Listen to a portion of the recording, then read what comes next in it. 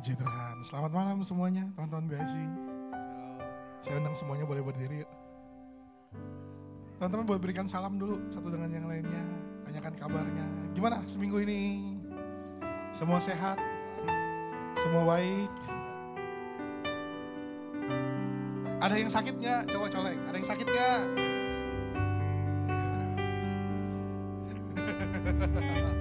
Ini yang paling penting ya. Coba colek teman sebelahnya. Udah gajian belum? Yang buat pengusaha colek lagi, yang buat pengusaha udah bayar gaji belum?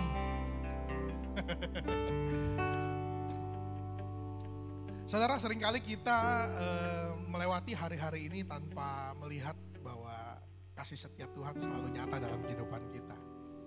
Ada satu cerita yang bilang begini, kalau engkau mau melihat betapa berharganya 1 tahun, tanya sama orang yang tidak naik kelas.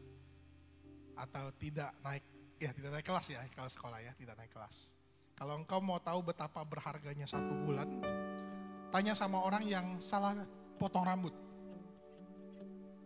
Harus nunggu 1 bulan lagi, baru bisa dibenerin.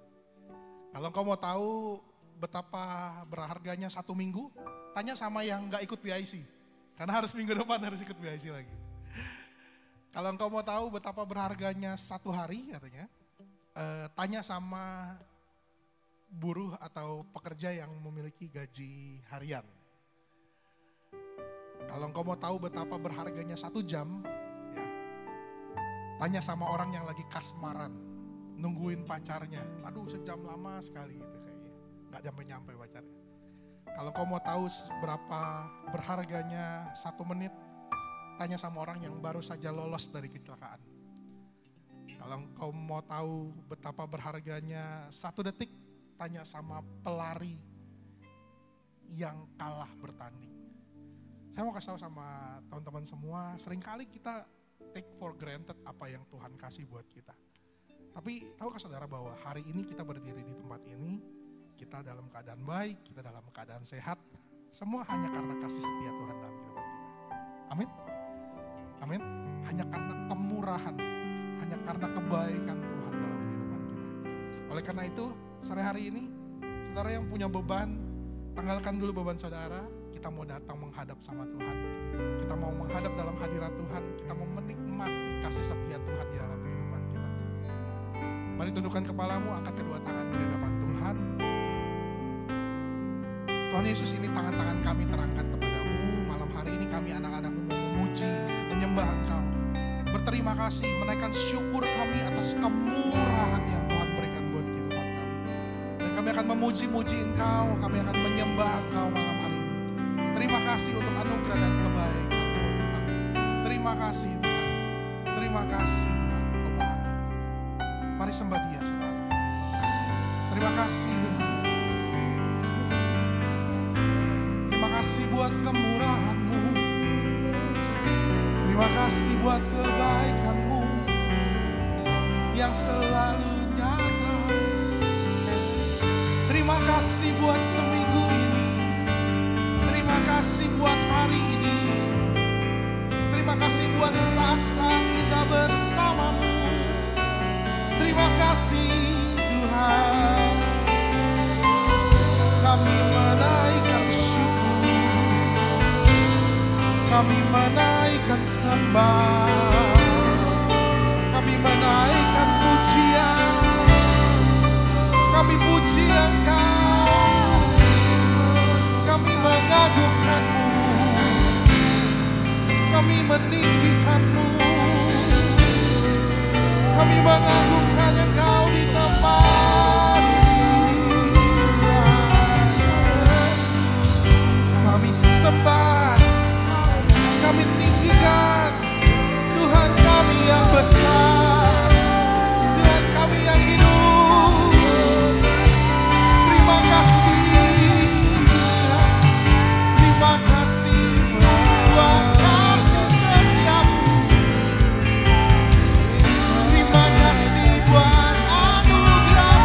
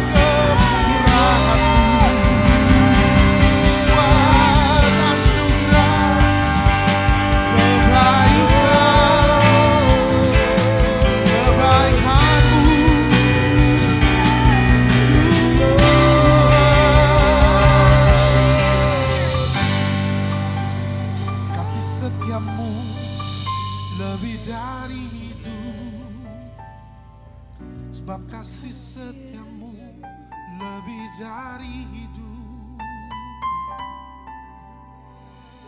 Sebab kasih setiamu lebih dari hidup. Sebab kasih setiamu Tuhan melingkupi kami. Kemurahan-Mu lebih dari hidup. Kemurahan-Mu lebih dari hidup. Bawa lidahku memuji Engkau.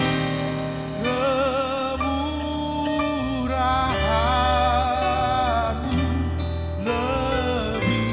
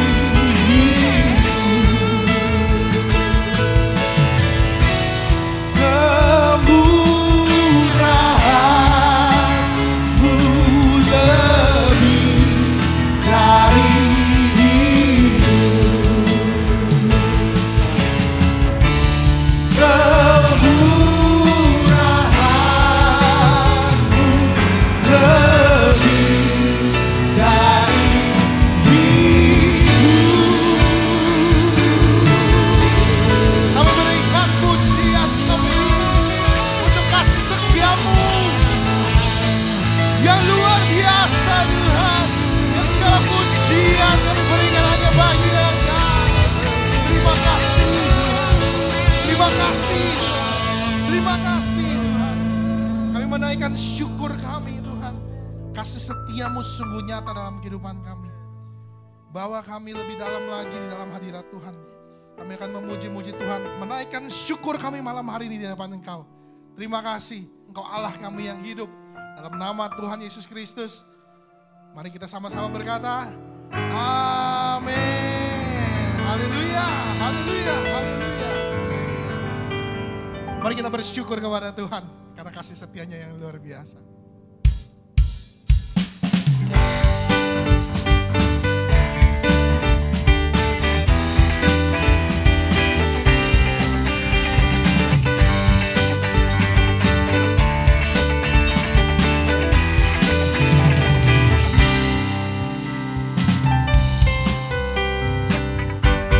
Haleluya, ku memuji-Mu Tuhan, karena kasih-Mu tak berkesudahan. Biar bernafas memuji Sang Raja, di atas bumi dan di dalam samudra. Tanganku ku angkat padamu, bersyukuri rahmat yang Kau beri.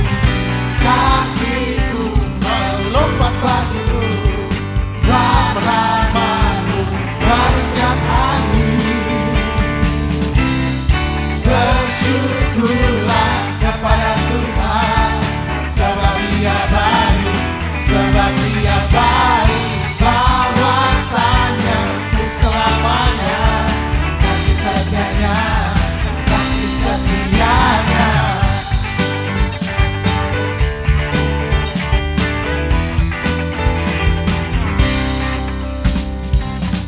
Haleluya, ku memuji-Mu Tuhan, karena kasih-Mu tak berkesudahan.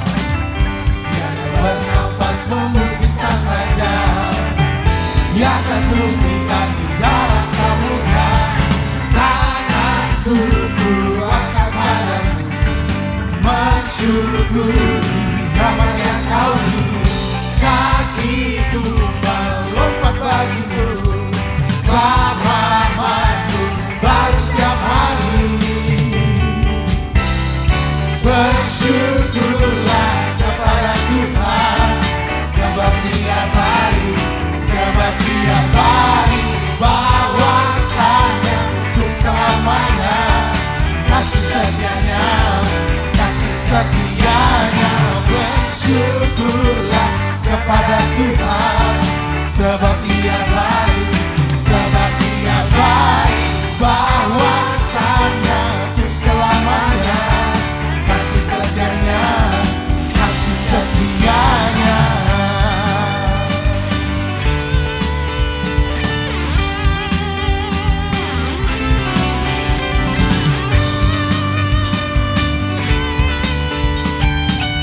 Saya mengajak semua angkat tangan di hadapan Tuhan.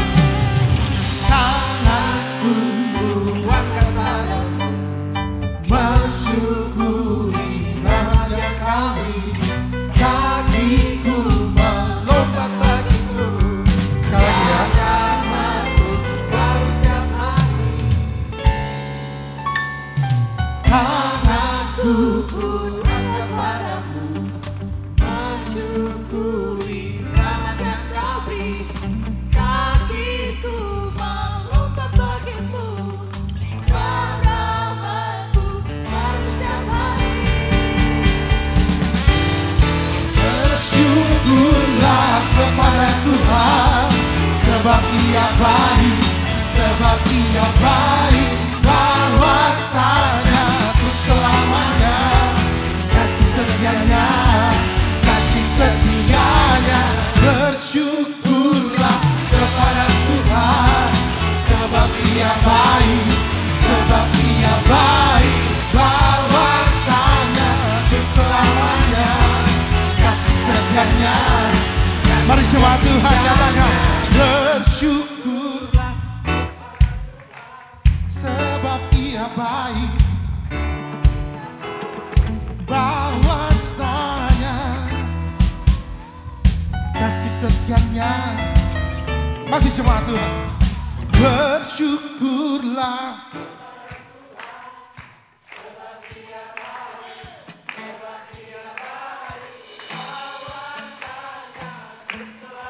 Ya, sekali lagi bersama-sama dengan saya, dengan segenap hatimu, nyatakan.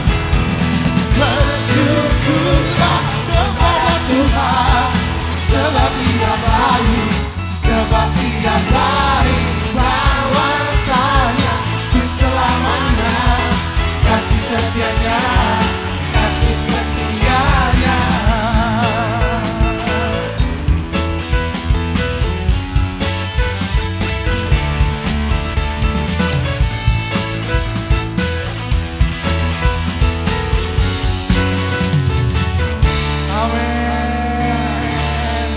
Tepuk tangan yang paling meriah buat Tuhan Yesus. Naikkan syukurmu di hadapannya malam hari ini. Puji Tuhan. Haleluya. Haleluya. Kita akan menyiapkan hati kita. Kita akan mendengarkan firman Tuhan pada malam hari ini.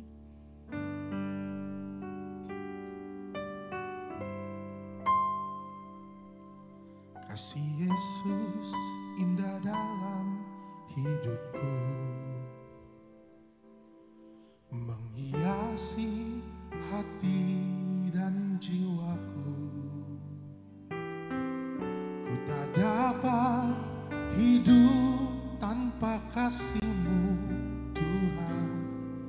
Pegang tanganku sepanjang jalanku.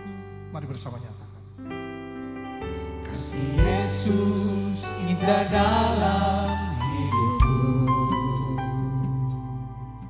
menghiasi hati dan jiwaku. Ku tak dapat hidup tanpa kasih-Mu, Tuhan.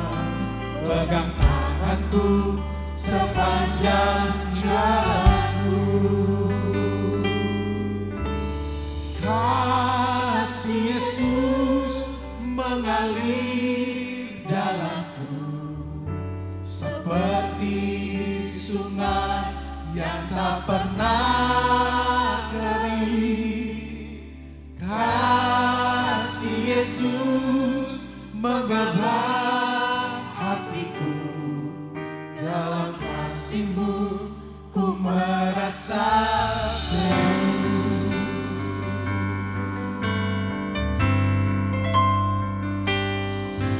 Kasih Yesus indah dalam hidupku, menghiasi hati dan jiwaku. Ku tak dapat hidup tanpa kasih-Mu, Tuhan. Pegang tanganku sepanjang jalanku.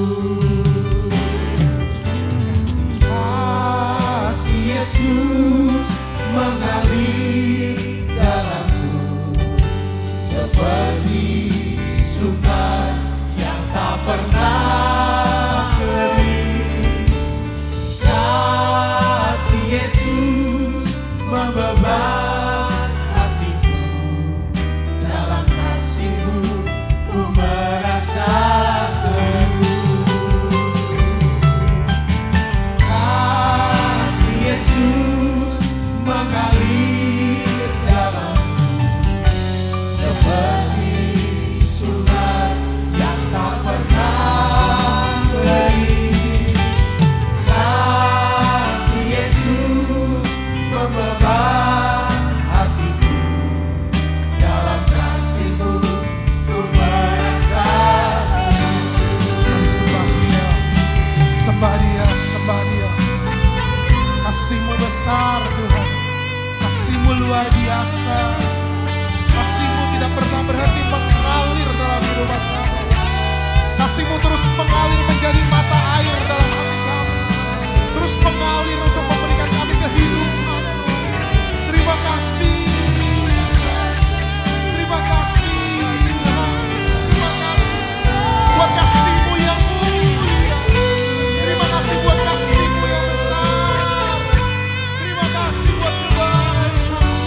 Terima kasih Tuhan. Kasih setia-Mu selama-lamanya dalam kehidupan kami. Terima kasih.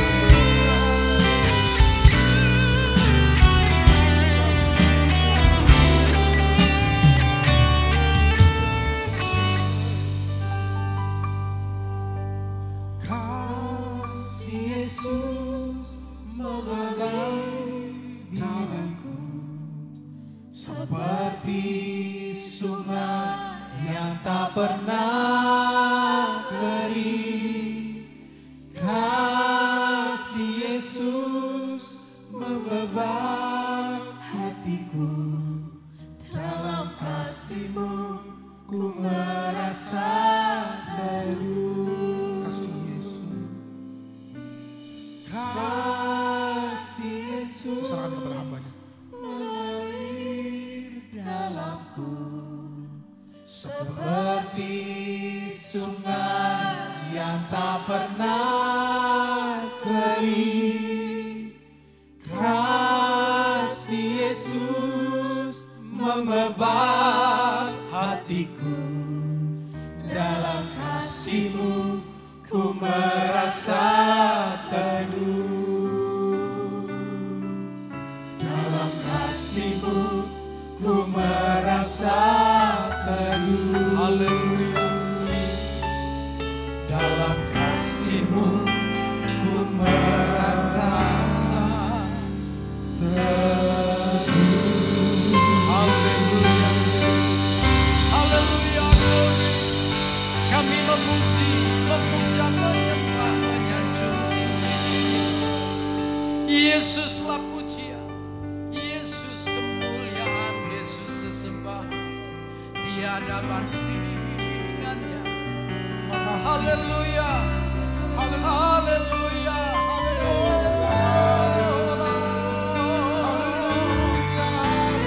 Tiada yang lain. Yesuslah saja kekasih jiwa ini, terpuji, tersanjung, termulia. Sebab Engkaulah Raja di atas segala raja, Raja kemuliaan, Raja kehidupan kami. Haleluya. Oh, iya nama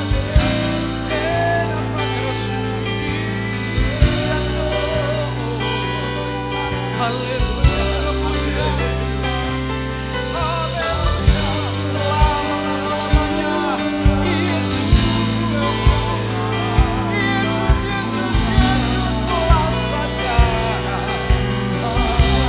Yesuslah Allah kami, Allah yang mengatasi segala-galanya.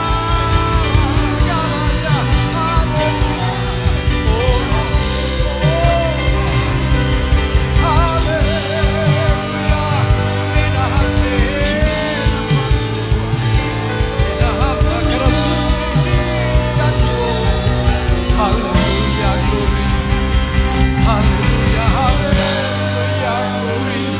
Semesta memuji, terlebih kami umat tebusan milik Engkau Tuhan, kan memuja, menyembah, menyanjung tinggi. Oh, bahkan rindu setiap lutut bertelut, setiap lidah mengaku Yesus satu-satunya juru selamat, Tuhan yang maha agung, maha mulia.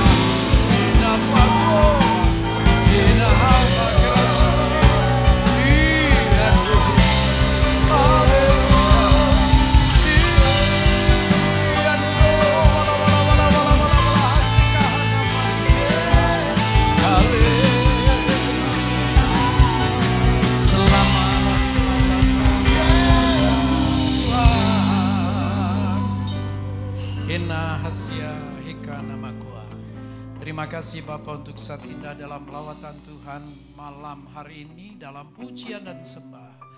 Kami diberkati, kami juga dipersiapkan untuk menyambut Tuhan melalui pemberitaan firman. Dan kini kami telah siap. Pujian penyembahan menjadikan hati kami tanah baik, tanah subur bagi benih yang akan ditabur. Yakni firman Tuhan, dan firman adalah pribadi Tuhan sendiri. Kuasa firman sangat sempurna dan tidak akan pernah kembali sia-sia. Karenanya cengkram kami dari awal, pertengahan hingga akhir buat kami mengerti, dan dalam anugerah Tuhan sajalah kami melakukannya. Semakin rindu hidup kami berkenan bahkan menyenangkan hati Tuhan.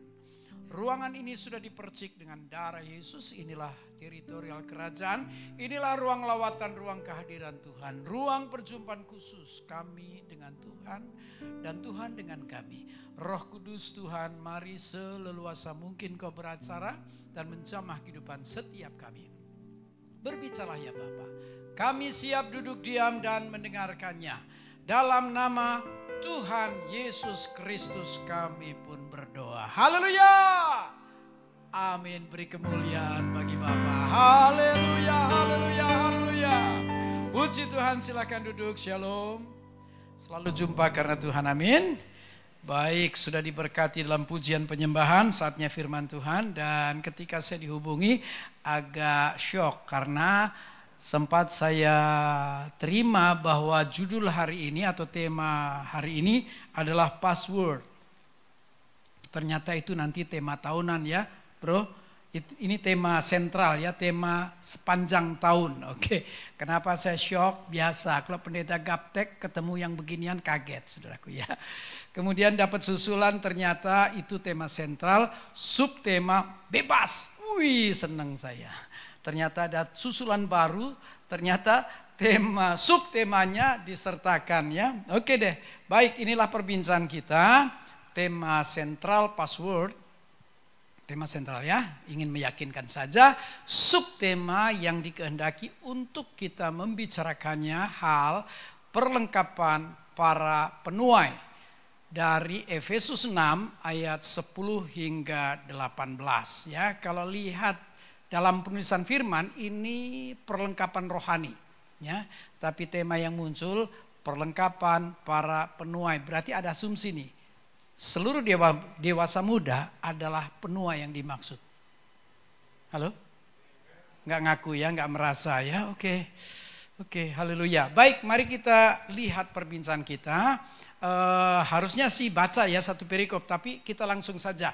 Karena seringkali waktu terbatas ya, hanya berapa? 45? 60? 1,5 jam ya. Oke.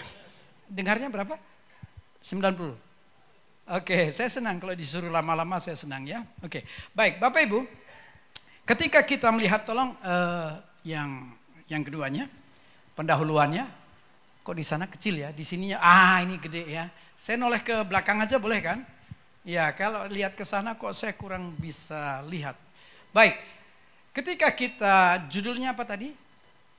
Perlengkapan para penuai. Oke. Nah, ketika kita menemukan kata penuai, ternyata dimungkinkan dua maksud.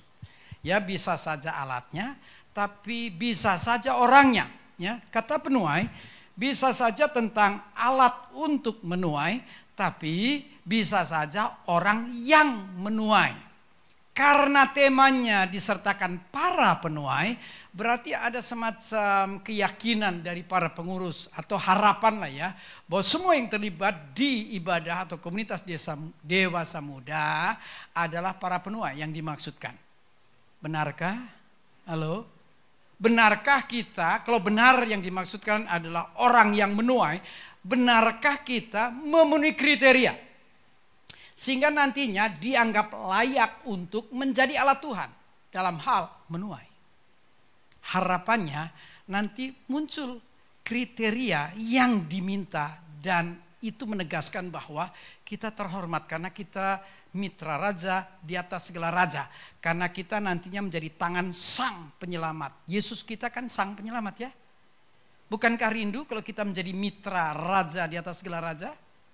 Bukankah terhormat kalau kita menjadi ambasador duta kerajaan? Betul tidak? Iya dong, harusnya. Nah, cuman hari ini penyebutannya sebagai penuai. Ya, tadi bisa dua kemungkinan. Kalau tidak alat untuk menuai, yang kedua orang yang menuai. Mari kita lihat dulu kata menuai. Kata menuai ternyata bicara seseorang yang mengumpulkan hasil. Menuai itu bicara tentang seseorang yang mengumpulkan hasil. Berarti kalau bicara mengumpulkan hasil, ini bicara hasil dari sebuah tindakan. Apa tindakan yang harus dilakukan? Menabur. Halo? Menabur. Menabur itu dimengerti sebagai tindakan seorang yang melakukan taburan ya, menabur benih. Nanti kita akan berhadapan dengan hukum yang disebut hukum tabur tuai. Tabur tuai menegaskan hanya orang yang menabur yang punya hak untuk menuai. Halo, sudahkah Anda melakukannya? Saya khawatir ada pengajaran lain walau ada ayatnya. Namun rasanya kalau dikeluarkan dalam bentuk pengajaran kok kurang apa ya. Karena satu ketika saya temukan ada pengajaran yang mengatakan walau tidak menabur dia punya hak untuk menuai. Kalau itu dikerjakan gimana ya? Jadi yang Anda tuai itu siapa punya sebenarnya. Karena kalau bicara hukumnya tabur tuai. Berarti hanya orang yang menabur yang punya hak untuk menuai. Setuju gak sih? Wah, kelihatannya Anda punya pendapat beda deh. Kelihatannya Anda aliran, aku walau tidak nabur, aku punya hak untuk tuai. Rasanya itu kalau nggak maliang ngerampok deh. Halo? Loh ya, Anda tuai punya siapa? Kalau Anda tuai taburan Anda, itu hak. Anda kan pernah nabur. Kalau satu ketika Anda tuai, itu hak. Tapi kalau Anda tidak pernah nabur dan merasa hak tuai, punya siapa? Halo? Loh, kalau itu diajarkan, kan nantinya muncul apa ya? Sewenang-wenang. Iya, kan dulu ada sebutan tentang apa ya? Gereja vacuum cleaner. Mentang-mentang segalanya oke, termasuk dananya kuat, sehingga dia bisa kirim bus di segala penjuru, sembari berkata kalau mau ikut tinggal naik, enggak usah bayar. Ya tentu aja seketika penuh saudaraku, kan pernah terjadi. Anda kelihatannya asli Jawa baru dibaptis bulan lalu. Loh, dulu kan ada sebutan gereja vacuum cleaner gitu loh. Entah punya siapa, tiba-tiba kok begitu besar. Iyalah yang ditawarkan gedung yang megah, mewah, sound yang asik, terus pemimpin pujian yang terkenal, pengkhotbah yang hebat, dan semua fasilitas ada, serba nyaman. Datang, dijemput, pulang, diantar, siapa yang tidak enak? Halo, tapi kalau ngikutin hukum yang nampak, hanya yang menabur, yang punya hak untuk menuai. Harapannya Anda benar memenuhi syarat untuk menjadi alat tuai ketika Anda melakukan taburan. Apa bentuknya? Ya udah, nanti akan kita lihat kembali. Ya, baik, kita akan temukan keberadaan para penuai berdasarkan bacaan. Bacaannya kan Efesus 6 ayat 10 mulai. Oke, ada 3 kondisi berdasarkan ayat ini ya, berdasarkan ayat ini. Ada 3 hal yang harus melekat pada seorang penuai. Yang pertama, ayat 10. Akhirnya, hendaklah kamu. Halo? Ayatnya nggak keluar ya? Oh, bantu saya. Ya, bantu saya karena tidak dimunculkan di PPT. Efesus 6 ayat 10. Oke. Akhirnya, hendaklah kamu kuat di dalam Tuhan, di dalam kekuatan kuasanya. Berdasarkan ayat 10, seorang yang benar seorang penuai, kalau dia benar seorang penuai, dia seorang yang sungguh kuat. Halo? Oke, saya boleh lebih mendekat untuk berkomunikasi? Boleh? Belum minta izin tapi saya udah turun. Boleh ya? Ya, karena sebelumnya juga sudah diizinkan, jadi saya akan lakukan. Maaf, siapa nama? Alvin ya, wih kayak mantu saya Alvin. Memang benar mantu saya namanya Alvin ya. Oke Alvin, Anda penuai? Gak mau jawab bro, siapa namanya? Kamto, oke. Mas Kamto penuai? Penuai ya. Oke, Mas Kamto seorang yang kuat? Oke, dalam hal apa? Wah kelamaan mas. Kan bisa aja kuat mabuknya, kuat judinya, dan lain-lain lah. Nah seorang penuai berdasarkan Efesus 6 ayat 10, ternyata seorang yang kuat di dalam Tuhan.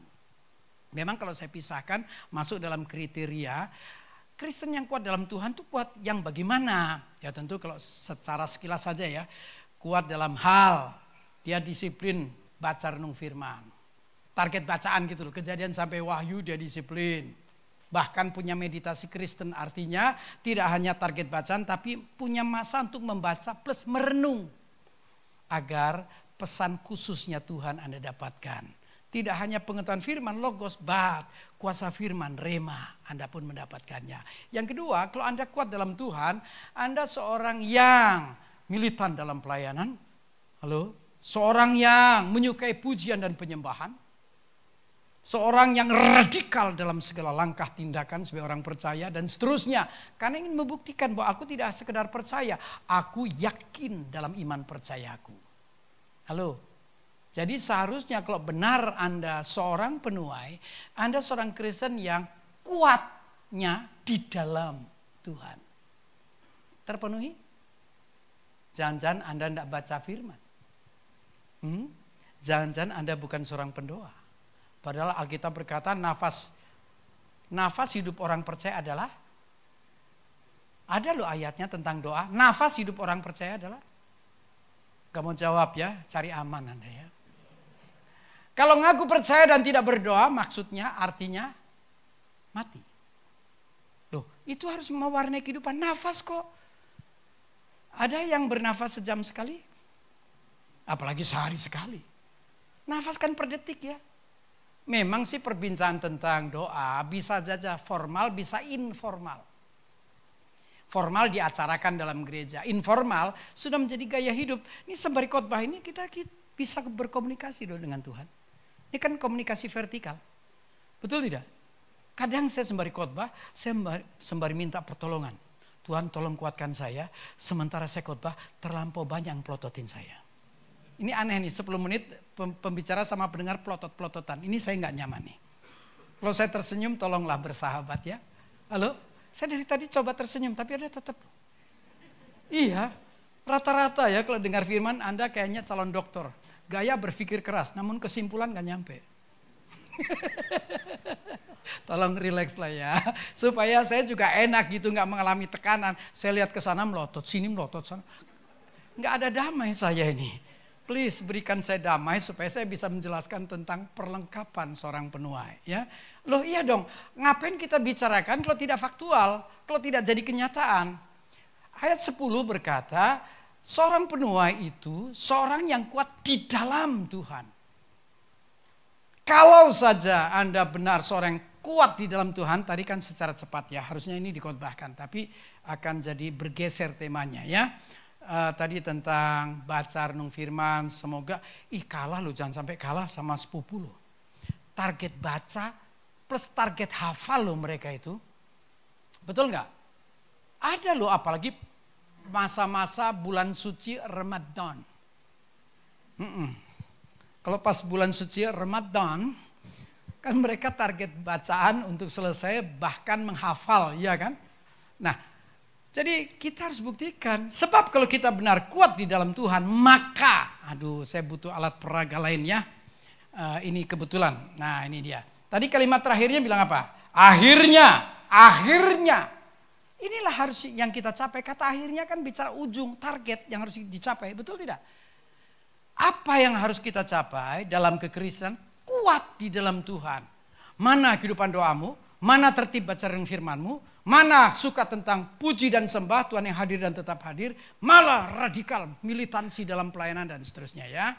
Oke, kalau saja kita benar membuktikan kuat di dalam Tuhan, maka kalimat lanjutannya kan, kita diposisikan Tuhan untuk berada di dalam kekuatan kuasanya. Nah, kata kuasanya rasanya pernah saya sisipkan deh. Ini yang dinamakan kratos. Oke. Ya, kuasa yang dimaksudkan itu kratos. Di Alkitab kan sesungguhnya ada 4 macam kuasa ya. Exousia, dunamis, energo, kratos. 3 kuasa yang mendahului sifatnya didelegasikan. Delegation of authority. Cuman kratos ini yang keempat.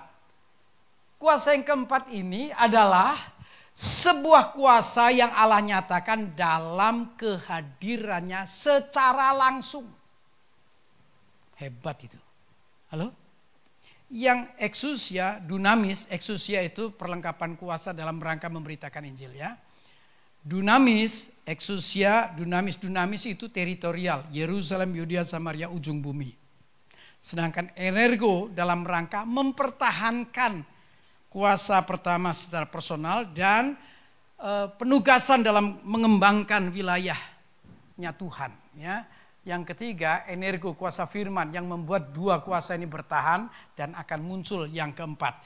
Kalau benar kratos Tuhan nyatakan, tadi kalimatnya apa?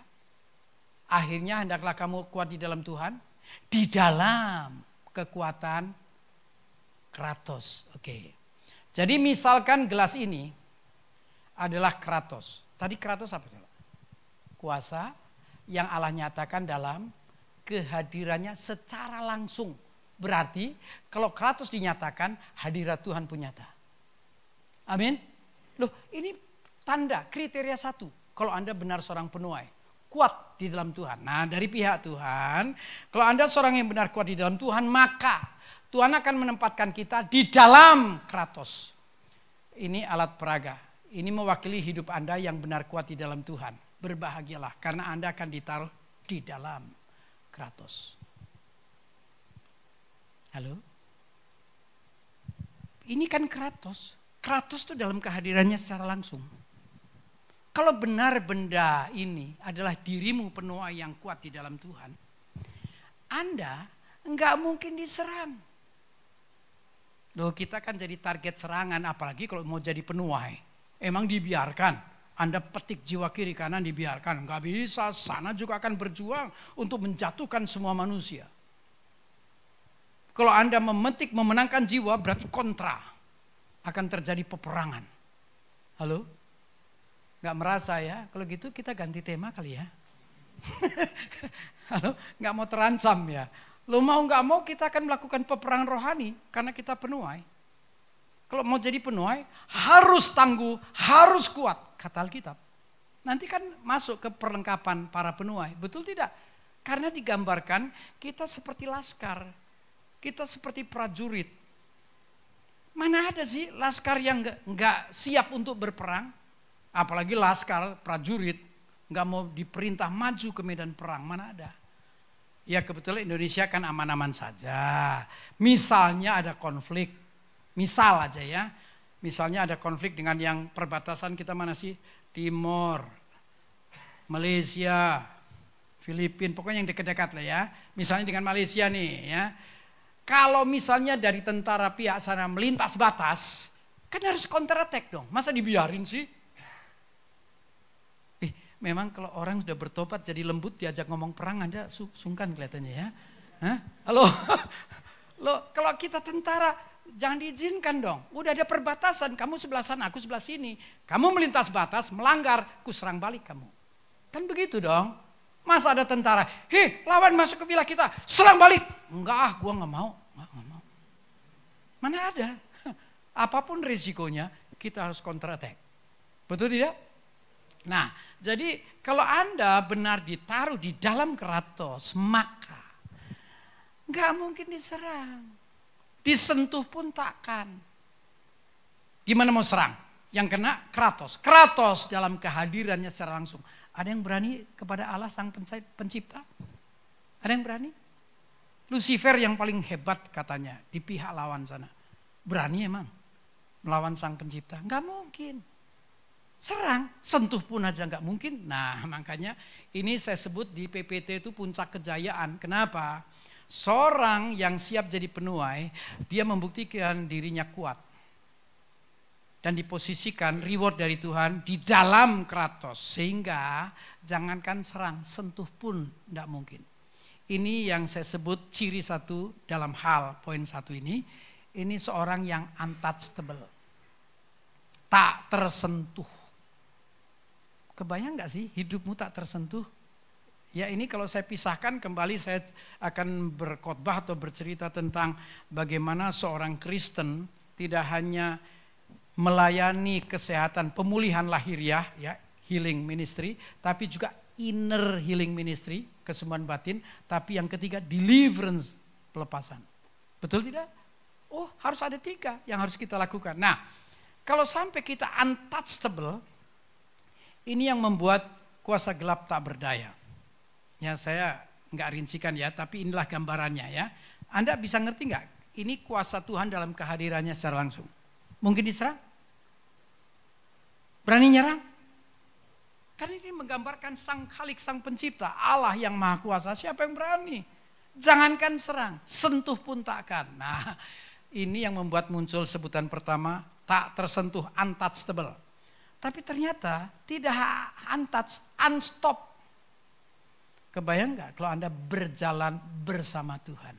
Sang Maha Kuasa, Sang Maha Agung, Maha Mulia.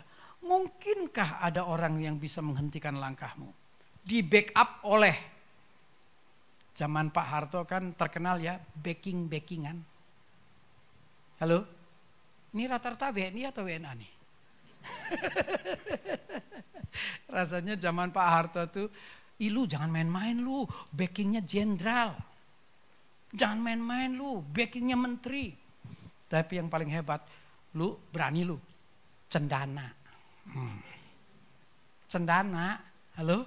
Kan seringkali perusahaan kalau mau aman, ada entah 5%, 10% investor saham, cendana. Berani lu, investor, pemilik. Rata-rata langsung mundur kan? Ih heran ya. Padahal lah ya, ini yang membackup kita, Sang Maha, Maha Kuasa, Maha Agung, Maha Mulia. Siapa yang bisa menghentikan kita? Halo? Iyalah. Mungkinkah dibuktikan? Mungkin gak sih? Kita akan sampai pada pembuktian tentang firman yang berkata Allah berperang ganti. Ada ayatnya gak sih? Ada gak? Loh, saya dramatisir ya. Boleh mendramatisasi? Ini susahnya kalau khotbah pendek nih ya. Kita semua kan rindu hidup kita lancar. Studi lancar, karir lancar, bisnis lancar. Setuju gak sih? Tapi fakta satu ketika ternyata biasa, pendeta mesti caper. Gagal diperhatikan maka beritanya pun gagal. Oke. Satu ketika ada hambatan nih. Ini kan sepotong, nih ceritanya hambatannya besar. Kalau kita orang yang kuat di dalam Tuhan. Enggak lama kemudian firman yang berkata Allah berperang ganti, Allah akan hadir. Ingat loh, Kratos dalam kehadirannya secara langsung. Betul? Iya. Enggak lama kemudian Allah akan muncul dalam kehadirannya dan berkata, anakku sayang. Papi tidak kecewa, ini pakai bahasa sehari-hari. Walau kali ini terhenti langkahmu. Karena kamu membuktikan dirimu kuat, kan bisa dilihat jejaknya. Kamu terseok-seok tapi tetap memuji Tuhan. Kamu jatuh bangun tetap mengandalkan Tuhan. Kamu gagal tetap kamu berdoa membaca firman. Ada tanda bahwa kamu seorang yang kuat di dalamku. Walaupun kali ini kamu terhenti. Mundur sayang, papi ambil alih. Sehebat apapun rintangan. Ketika Bapa berperang ganti. Sehebat apapun breakthrough jebol. Amin. Loh. Kalau Anda penuai, itu hak istimewamu. Saya takut kita bicara tentang perlengkapan para penuai, tapi karakteristiknya, tanda-tandanya nggak ada. Mana bisa jadi penuai yang lemah? Anda tolong diri sendiri aja gagal. Penuai itu kan tolong orang lain, menyelamatkan orang lain. Emang apa yang dituai? Jiwa kan? Betul? Kan menuai jiwa. Kalau kita lemah, mana bisa? Kita aja celaka kok. Kita aja binasa kok. Halo. Nah, kalau benar kita seorang yang kuat di dalam Tuhan, tidak saja untouchable, but unstop. Sebab begitu terhenti langkah, dalam kehadirannya, dia akan buktikan Kratos. Mundur nak, papi yang ambil alih. Terbongkarlah rintangan itu. Betul tidak? Dan Bapa akan berkata, anakku sayang, sudah kebuka. Lanjutkan perjalananmu. Jangan gentar selama kamu tetap membuktikan dirimu kuat di dalamku. Aku akan tetap hadir, aku akan buktikan Kratos untukmu. Bisa enggak 25 langkah ke-25 terhenti lagi? Bisa, andai pun terjadi. Bapak akan segera hadir dan berkata, mundur sayang. Karena kamu tetap membuktikan dirimu kuat di dalamku. Kamu militan dalam pelayanan, walaupun karirmu enggak seberapa, bahkan bisnismu bukannya untung tapi buntung rugi malah. Tapi kamu militan tetap. Tidak pernah berprasangka buruk denganku. Tidak pernah curiga apapun tentangku. Engkau tidak pernah menjauh dariku. Engkau tetap mendekat. Mundur sayang. Papi ambil alih. Tantangan sebesar apapun. Jebol. Yang amin gak banyak ya. Gak apa-apa. Ini kelihatannya beda Tuhan kita. Beda Tuhan. Tuhanku hebat. Begitu aku terhenti langkah. Dia hadir. Dia buktikan Kratos. Mundur sayang. Papi yang ambil alih. Kita tidak hanya untouched but unstopped. Ih dahsyat loh kalau benar Anda mau jadi penuai. Ciri penuai yang pertama adalah kuat di dalam Tuhan. Dari pihak Tuhan, karena engkau kuat di dalam Tuhan, Anda ditaruh di dalam kekuatan kuasanya. Di dalam Kratos, ini dia. Ini puncak kejayaan. Halo? Tapi kalau Anda tidak buktikan kuat dalam Tuhan, mana bisa ditaruh di dalam Kratos? Saya butuh alat peraga satu lagi boleh? Ini dia, ini maksudnya. Ya, sedotan juga, sorry. Ini Kristen yang tidak kunjung membuktikan kuat dalam Tuhan. Nggak akan dapat reward. Tidak mungkin diposisikan untuk ada di dalam. Berarti Anda ada di luar.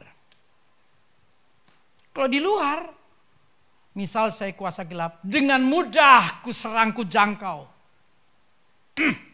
Ku patah-patahin. Ku banting dan ku injak-injak. Halo, sengaja saya mukanya agak serem. Oke. Nah sekarang ada dua alat peraga. Kira-kira Anda yang ini apa yang itu? Yang mana kira-kira? Yang ini? Yakin? Cirinya ada?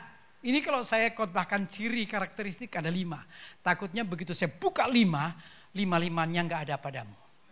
Padahal Anda berani bilang, yang ini tetangga denger loh. Poin 1 nggak ada, tetangga sikut. Nggak ada lu. Poin 2 tetap nggak ada, tahu diri lu. Poin 3 nggak ada, muka taruh di mana? Makanya jangan asal jawab. Mau jadi penuai tapi tidak pernah buktikan diri kuat di dalam Tuhan. Penuai apa? Penuai kok lemah? Penuai kok gampang diserang, diacak-acak? Diinjak-injak, penuai apa? Penuai kata ayat 10, kuat di dalam Tuhan. Dari pihak Tuhan, Anda akan diposisikan di dalam kuasanya, Kratos. Mau diserang, serang apa? Sentuh aja gak bisa kamu. Ada lawatan hadirat Tuhan, siapa yang berani dengan Sang Maha? Gak ada. Itu baru soal pribadi dan keluarga. Aktivitas, unstop. Nah loh. Tadi stop hanya sesaat karena Allah hadir kemudian berkata mundur, kubuktikan Kratos untukmu. Walaupun langkah 25 terhenti lagi hanya sesaat. Gak lama kemudian Allah Bapakku hadir. Mundur sayang.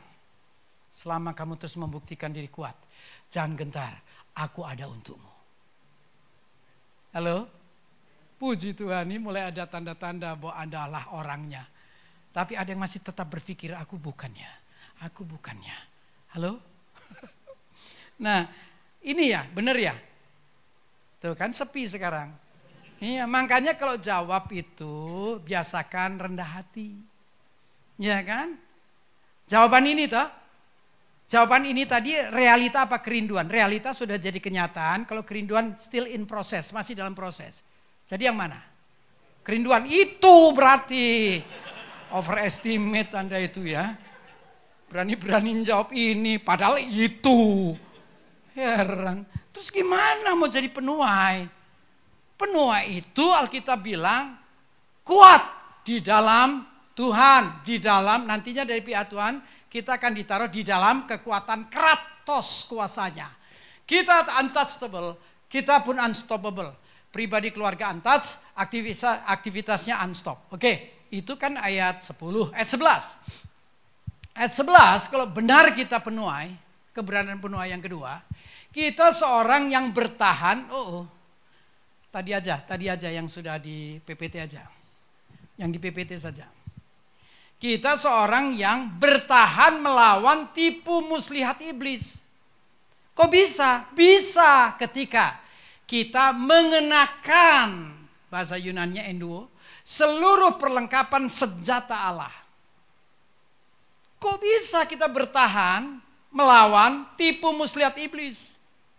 Kapan? Ketika kita mengenakan seluruh perlengkapan senjata Allah. Ternyata yang akan kita hadapi itu tipu muslihat. Dia nggak berani face to face. Kok bisa? Itu loh 1 Yohanes 4 ayat 4. Roh di dalam diri kita lebih besar. Halo? Bacalah di situ ya, walaupun nggak muncul di layar ya. Anda percaya nggak? Roh yang ada dalam diri kita lebih besar dari semua roh yang ada di dunia ini. Setuju ya? Sebenarnya dia nggak berani face to face. Dia punya peluang mengalahkan kita dengan cara tipu muslihat. Nah, oke. Saya nih sebenarnya pengen cerita tentang sejarah gereja Indonesia. Cuman bagaimana ya? Semuanya kan terekam dan muncul di YouTube ya. Oh, haleluya. Oke. Saya menceritakan tanpa menyebut. Kan bisa saja ya. Halo. Oke. Saya ngomong provinsinya aja deh, nggak ngomong kotanya deh. Wilayah Timur Jawa, Jawa Timur. Satu ketika ada sebuah lembaga yang mulanya sih nggak seberapa. Nanti bertumbuh hebat loh. Bahkan menjadi berjasa membangkitkan atau menghidupkan pujian penyembahan di Nusantara. Nantinya bisa mendirikan sebuah gereja yang seatnya 5.000 dan 6 kali ibadah. Bahkan bisa mendirikan sebuah gereja yang seatnya terbesar di Asia Tenggara. Ada yang paham? Sampai mekar begitu hebat, itu bukti bahwa iblis tidak berdaya. Dia dengan hebatnya mengembangkan tugas pelayanan. Iblis gak bisa hentikan. Mekar begitu hebat. Contoh lain, masih di wilayah Provinsi Timur. Tanpa sebut. Waktu itu saya masih di STT, di sekolah pendeta. Saya berangan-angan. Karena dengar bahwa ada satu gereja, sekali ibadah 17.000 jemaat. 5 lantai. Lantai 1, 2 bisa lihat langsung. Ya kayak gini nih. Nih saya khotbah di sini misalnya nantinya kan terkabul nih. 1, 2 bisa lihat pendeta. Dan bentuknya U. Jadi kalau khotbah lihat sini, lihat sana, lihat sini.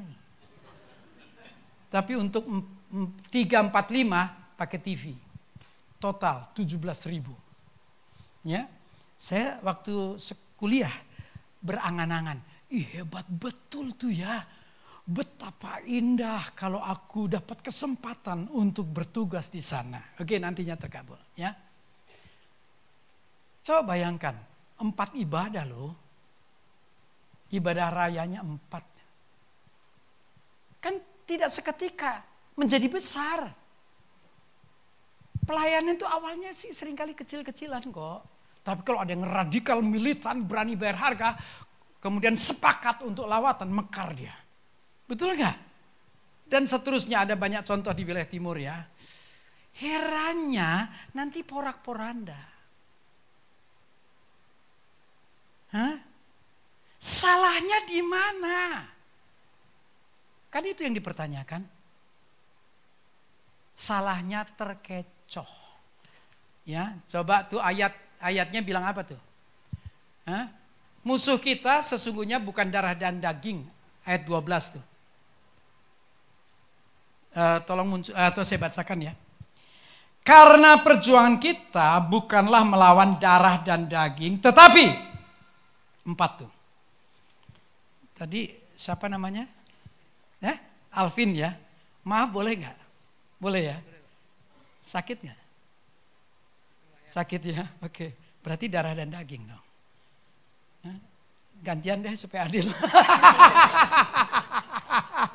Alkitab bilang musuh kita ini bukan darah dan daging.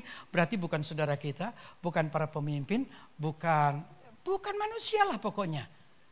Kan kita terkecoh tuh. Ego kita berbenturan satu ketika. Alkitab bilang musuh kita ini bukan darah dan daging. Tetapi siapa yang harus dilawan? Sistem pemerintahan. Kan pemerintahan ada kerajaan gelap, kerajaan terang. Sistem. Mungkin dalam bentuk praktisnya setiap kali kita kerja, kalau di dunia yang sudah maju kan ada SOP. Bentuk praktis per pribadi.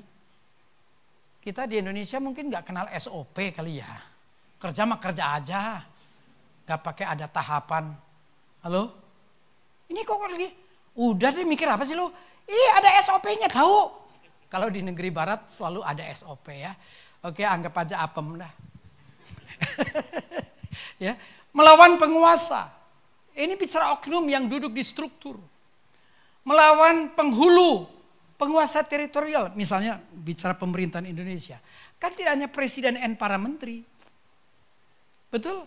Nanti kan ada penguasa teritorial. Provinsi, kabupaten. Betul tidak? Iya. Ya, kalau Anda biasa deliverance, peperangan rohani akan paham. Melawan roh-roh jahat di udara. Karena terkecoh, gereja yang tadinya tak tersentuh begitu besar, terkecoh. Sepertinya lawannya antar kita. Apa lu? Hah? Apa lu lihat-lihat? Mumpung saya pendeta, jadi dia diam aja. Coba dia ngelawan, dia lebih gede, habis saya juga. Lo jadi antar kita nih. Pecah tuh kerajaan. Ya, jadi menurut firman, kalau kita benar penuai, satu, kuat di dalam Tuhan sehingga diposisikan di Kratos menjadi seorang yang mencapai puncak kejayaan, tak tersentuh, tak terhenti. Yang kedua, dia mampu bertahan terhadap tipu muslihat. Yang ketiga, dia tidak hanya bertahan. Next. Dia seorang yang mengambil analambano. Tidak hanya mengambil, mengangkat, membawa. Apa yang dia lakukan? Seluruh perlengkapan senjata Allah. Sehingga dia dapat mengadakan perlawanan. Tidak hanya bertahan. Tapi dia bisa mengadakan perlawanan. Halo? Kalau tadi mengenakan, memakai. Ya. Kalau ini kata yang muncul, analambano itu mencakup 3 situasi. Perlengkapan senjata Allah itu memang pertama diambil, kemudian diangkat, dan yang ketiga dibawa.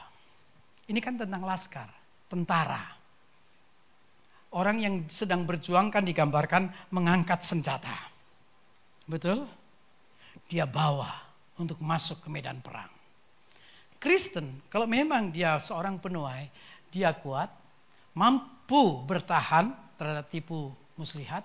Yang ketiga, dia mampu, dia punya kuasa untuk menyerang balik, mengadakan perlawanan pada hari yang jahat itu. Ya, ini seharusnya harus, kalau saya jelaskan juga, tapi oke lah ya, nanti sejauh waktu yang habis harus berhenti ya. Karena perbincangan utamanya sebenarnya perlengkapan senjata ya. Tapi karena harus ada karakteristiknya, mau nggak mau harus disampaikan. Ya. Kan satu ketika ada yang dinamakan hari yang jahat. Hari di mana kita harus masuk dalam peperangan, mengadakan perlawanan, dan dalam kondisi yang tidak mudah dan bisa jadi kita gugur. Loh, katanya roh dalam diri kita lebih besar. Betul. Ingat loh, kata lebih besar karena di backup. Bukan karena keluarga manusia kita. Setuju nggak sih? Betul? Karena di backup. Emang ada saat di mana kita tidak di backup? Ada nggak? Peristiwa Lazarus. Yohanes 11 coba muncul dulu. Ini nggak ada di PPT ini. Yohanes 11, tolong munculkan ya. Ayat 15 coba. Kalau salah ke 16 ya. 15. Yohanes 11 ayat 15. Tetapi syukurlah aku tidak hadir pada waktu itu. Ini peristiwa Lazarus. Halo? Sebab demikian lebih baik bagimu. Ya. Tetapi syukurlah aku tidak hadir. Kapan? Waktu Lazarus sakit. Syukur aku tidak hadir. Kapan? Waktu Lazarus kritis. Syukur aku tidak hadir. Kapan lagi? Waktu Lazarus mati. Loh, Yesus hadir setelah membusuk 4 hari kemudian. Betul kan? Syukur aku tidak hadir. Kok begitu? Demikian lebih baik bagimu. Kok lebih baik dibanding apa? Dibanding ketika engkau sakit, engkau kritis, engkau mati, aku ada untukmu. Loh, poinnya lihat tuh. Kenapa lebih baik supaya kamu dapat belajar percaya. Iman percaya yang kutaruh padamu harus mengalami pelatihan. Kalau selalu kamu ada masalah aku hadir tolong. Nanti ada masalah aku hadir tolong. Ada masalah aku hadir tolong. Kalau selalu ku tolong, kapan kamu terlatih? Cerita Lazarus, syukur aku tidak hadir. Dikasih tahu Lazarus sakit, enggak tuh, enggak datang. Bahkan memperpanjang 2 hari di tempat di mana ia berada, kata Alkitab. Kritisnya Lazarus tetap tidak hadir. Karena ada kalimat, enggak mati, enggak. Berarti yang menyampaikan kan kritis. Kalau cuman bilang, guru Lazarus pilek. Kan enggak mungkin keluar, tenang enggak mati, enggak mungkin. Masalah kecil, masa jawabnya sampai urusan mati. Kalau sampai jawab, enggak akan mati, enggak, berarti kritis. Betul? Sampai hari mati kok tetap enggak datang. Ingat ya, kata sakit tidak selalu fisik. Sama halnya mati. Mati tidak selalu fisik. Mati langkah, mati nafkah, mati usaha, dan seterusnya. Kan mati. Betul tidak? Sama sakit. Emang cuma lahir ya. Kalau karirmu buruk, kondisinya jelek. Sakit. Anda punya pekerjaan. Bisnis bukannya untung tapi rugi. Sakit. Betul? Satu ketika walau kamu sakit. Satu ketika walaupun kamu kritis. Bahkan mati langkah. PHK mati nafkah. Mati usaha bangkrut. Syukur aku tidak hadir. Ini masa pelatihan. Demikian lebih baik dibanding kalau selalu kutolong. Kapan imanmu terlatih, nak? Satu ketika aku sengaja tidak hadir, kamu harus fight, kamu harus masuk dalam peperangan. Kamu harus melakukan perlawanan dengan iman yang kutaruh padamu. Agar iman itu mengembang. Kebayang gak kalau anak ini dari bayi, semua ditolong. Bisa jalan gak? Bisa lari gak? Apa aja ditolong, lumpuh dia. Setuju gak sih? Iya, bayi, sebatas bayi oke lah. Tapi kan nanti dia belajar merangkang. Nanti dia belajar jalan. Nanti dia belajar lari. Kalau semua tahapan dia orang lain yang ambil. Mana bisa dia mandiri? Mana bisa dia dewasa? Halo? Nah, dia duduk situ. Mama kasih makan, bawa makanan. Sampai umur 10, 20 tetap dia harus duduk sana. Nah, semua dilayani. Sampai batas tertentu, ingat ya kalau budaya barat. Anak kecil pun gak dilayani, makan suruh duduk, makan sendiri, terbongkar ke sana kemari. Kalau negeri kita kan enggak ya, ada babysitter. Gak paham ya, oke. Ya, itu middle up lah ya, kita kan middle low kali ya. Loh, kalau satu ketika diberikan pelatihan, dia akan cepat mandiri. Setuju enggak? Tuhan akan berkata, syukur aku tidak hadir. Itu dalam kesengajaan. Itu kulakukan. Agar kamu menjadi seorang yang bisa melakukan perlawanan. Bukan karena aku hadir dan menolong. No, kamu tarung sendiri. Kamu perang sendiri. Iman ku taruh padamu untuk mengalami pelatihan. The power of faith. Faith itu punya power. Nggak amin ya, oke. Capek nih khotbah nggak ada yang amin nih. Oke, jadi ada 3 ciri, oke. Semoga ada padamu. Penuai itu bagaimana keberadaan penuai? 1, dia kuat dalam Tuhan sehingga diposisikan Tuhan. 2, dia mampu bertahan terhadap tipu muslihat. 3, dia bisa mengadakan perlawanan ketika masa-masa yang mengancam. Kalimatnya, pada hari yang jahat itu, kamu tetap berdiri. Tuhan, tidak percuma engkau berikan iman, walaupun engkau tidak hadir sekalipun. Kan di Alkitab ada ya peristiwa. Siapa tuh yang dimasukkan ke gua singa? Kalaulah Tuhan tidak tolong sekalipun, aku tetap percaya. Sadrah, Mesah, Abednego. Mereka mengalami pelatihan. Tuhan tidak tolong sekalipun, aku tetap percaya. Tuhan satu ketika akan melakukan dalam kesengajaan. Agar kita semua memang jadi penuai. Oke? Anggap yang keempat, kita ini diminta untuk berdirilah kalau ngikutin.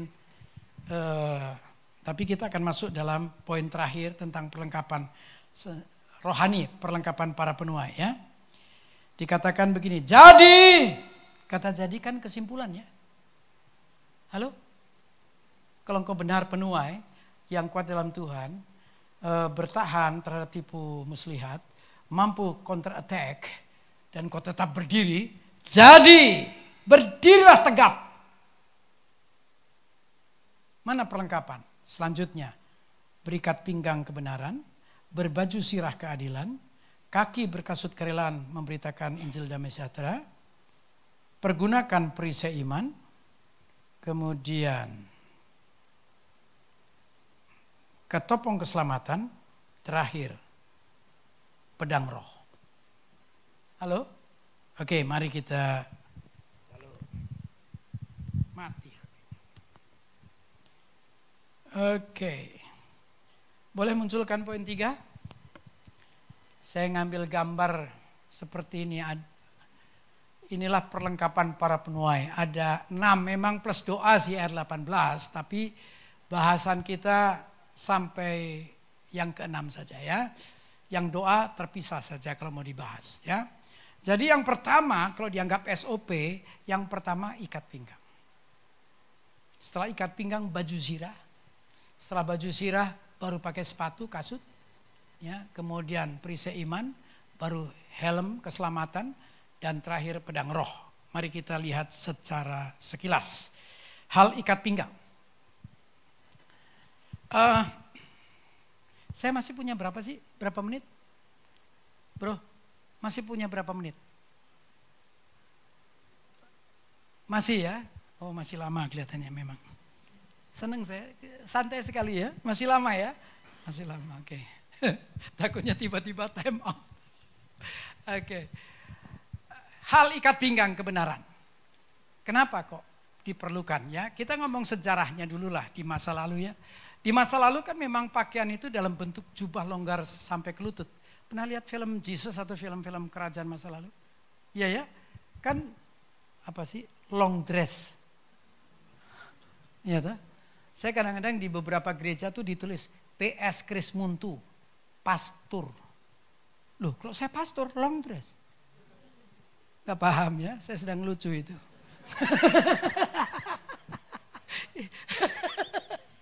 Sebagian Anda pemikir keras ya, susah tertawa ya. Oke, gak apa-apa. Seberat itukah beban hidupmu? Di ruangan Tuhan hadir aja gagal tersenyum, di luar sana tambah gagal. Ya, zaman dulu memang inilah pakaian yang ada ya. Nah, supaya tidak terganggu pergerakannya, baik dalam berjalan, berlari, apalagi dalam situasi perang, mengejar musuh, maka harus mengikat pinggang. Bisa dengan tali, ya, bisa dengan sabuk atau yang masa itu memang itulah yang dimaksudkan, dianggap sabuk atau ikat pinggang. Nah, mengapa sebutannya ikat pinggang kebenaran? Karena gerak langkah untuk maju seringkali terganggu atau terhambat oleh ketidakbenaran, kemunafikan, kebohongan, kepura-puraan, sandiwara dan seterusnya. Sehingga kita kalah oleh serangan musuh. Kita menjadi lemah dan tertuduh. Gimana kita bisa jadi penuai? Jadi intinya adalah untuk perlengkapan yang pertama ya. Kita ini harus menyadari pentingnya hidup benar. Andalah penuai? Tahukah Anda? Ini saya ngomong diri sendiri deh, Anda lihat juga diri masing-masing. Ketika aku jaga hidup benar, maka langkah ini menjadi ringan. Dan saya lihat Tuhan buka jalan. Allah dalam nama Yesus sang pembuka pintu. Ada banyak pintu yang Tuhan bukakan. Halo? Kenapa langkah ringan kalau hidup benar? Karena orang yang hidup benar itu di dalam dirinya ada damai sejahtera yang dalam. 2, ada mata air sukacita. Yang ketiga, ada kasih yang membara baik kepada Tuhan dan sesama. Begitu Anda melanggar, Hilang nih tiga-tiganya. Damai, sukacita, kasih hilang. Apa yang muncul? Kecemasan, kekhawatiran, ketakutan, dosa merubah atmosfer. Terus mau lihat pintu dibuka, hilang sang pembela, sang penolong. Loh, kalau Anda hidup benar, kan bicara ikat pinggang kebenaran. Kita disadarkan untuk pentingnya sebagai penuai menjaga hidup benar. Wow, saya udah turun nih ya, heran. Boleh senyum dikit? Iya, saya takutnya makin gemes, jari saya mendekat, pentingnya hidup benar ya. Oke, yang kedua, biar cepat ya. Yang kedua, baju zirah keadilan. Baju zirah di zaman dulu itu seperti rompi ya. Rompi logam karena situasi ribuan tahun lalu ya. Jadi baju zirah itu rompi logam yang melindungi dada. Ya, di dalamnya ada jantung, hati dan lain-lain, organ dalam ya. Nah, iblis seringkali menyerang bagian hati yang membuat jantung berdebar. Sehingga terjadilah psikosomatis. Pernah dengar kata psikosomatis? Seseorang yang di dalam dirinya, dalam hatinya ada kebencian, kepahitan, kemarahan, dendam, dan seterusnya. Inilah sebuah kehidupan yang diwarnai dengan kecemasan, kekhawatiran, ketakutan tadi. Dan pantas muncul psikosomatis. Pernah dengar data orang opnam gak sih? Kalau saja Anda menemukan datanya, kan mengatakan bahwa yang asli karena bakteri, virus, kelemahan tubuh 25%. 75% berarti mendominasi. Yang opnam adalah yang psikosomatis. Tekanan di alam jiwa merubah sistem dalam tubuh sehingga enzim tidak lagi berimbang. Dalam perkembangan waktu terjadi keluhan organ. Ada masalah di hati, di jantung, di ginjal dan lain-lain. Itu namanya psikosomatis. Yang asli karena kelemahan tubuh, virus, bakteri 25%. Ternyata 75% akibat psikosomatis. Jadi baju zirah ini pentingnya. Melindungi kita. Ya, percayalah bahwa Tuhan itu adil. Anda percaya gak sih Tuhan adil? Saya suka nasihatin anak jasmani, anak rohani. Hei, kamu gak takut ya dengan keadilan Tuhan? Kok gitu sih Om? Tuhan adil loh. Saya selalu nasihatin anak-anak saya, ingat ya, hidup ini ada wasit. Dia tahu persis apa yang kita kerjakan. Emang pemalas punya hak dimuliakan? No, adil. Tuhan tuh adil. Saya termasuk orang yang takut terhadap keadilan Tuhan. Makanya saya terus bekerja. Terakhir saya laksanakan misi pas bulat nih, 600. Misi ke 600. Kan saya berulang kali cerita tentang misi sesekali. Halo? Dan saya hampir mati berulang kali. Jatuh di sungai 12 meter bebatuan, ke bawah ke samudra dari Solo ke Gunung Sitoli, diculik, disiksa di Kaltim, yang sekarang sudah mulai jadi ibu kota itu. Halo? Loh ini kan tahun ke-39 saya melayani. Sejak tahun pertama saya sudah dapat tugas untuk masuk ke pedalaman. Dan seterusnya. Tuhan adil. Pak Kris, kayak gak ada kerjaan, kok terus mengadakan misi? Kerjaan banyak, tapi harus berimbang antara pelayanan kota dan pelayanan pedalaman, pulau, dan seterusnya. Aku tahu saat aku menerima, aku pun tahu ketika aku harus melepas.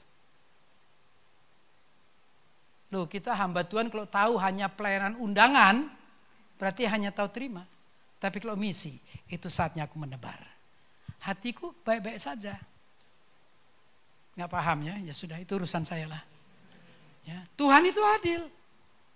Percayalah Tuhan adil. Percayalah bahwa Tuhan itu berdaulat atas hidup kita. Percayalah bahwa Tuhan itu Bapa dengan rancangan yang terbaik.